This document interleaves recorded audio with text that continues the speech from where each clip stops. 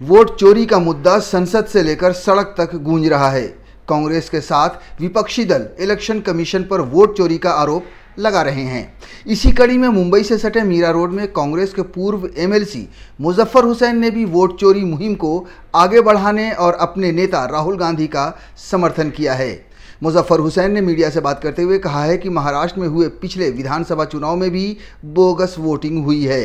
Election bogus voters list के बारे में मीरा भाईंदर में भी हमने अगस्त में 40 से 50 हजार नाम की लिस्ट के साथ इलेक्शन कमीशन को लिस्ट के साथ उसी वक्त दिया था हमने कि ये मीरा भाईंदर में लोकसभा इलेक्शन के बाद 50,000 वोटर बढ़ गए हैं।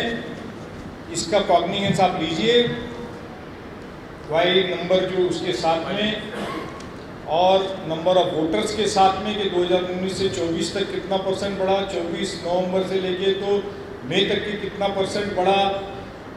ये इस तरह का डेटा हमने इलेक्टोरल रोल और पूरे डिटेल के साथ दिया था, मगर आप देख सकते हो कि उसमें कोई कार्रवाई नहीं हुई।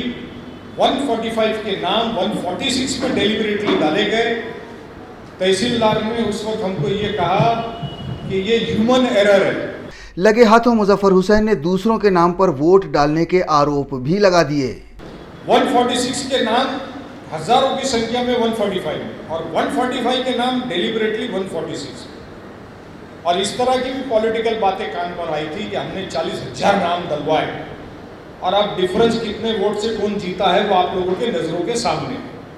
अब ये बात अलग है कि राहुल गांधी ने स्पेसिफिकली स्टेट की कोई कॉन्स्टिट्यूंसी और लोकसभा कॉन्स्टिट्यूंसी का डेटा दिया है, मगर हमने तो ये पूरा डेटा उसी वक्त दिया था।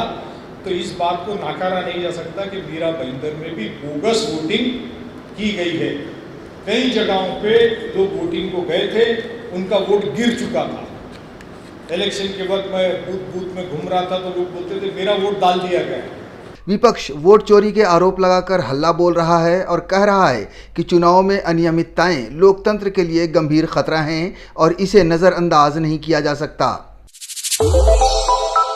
श्रेष्ठ भारत पर खबरों से जुड़े रहने के लिए चैनल को सब्सक्राइब और लाइक करें, बेल आइकन दबाएं और देखते रहें श्रेष्ठ भारत।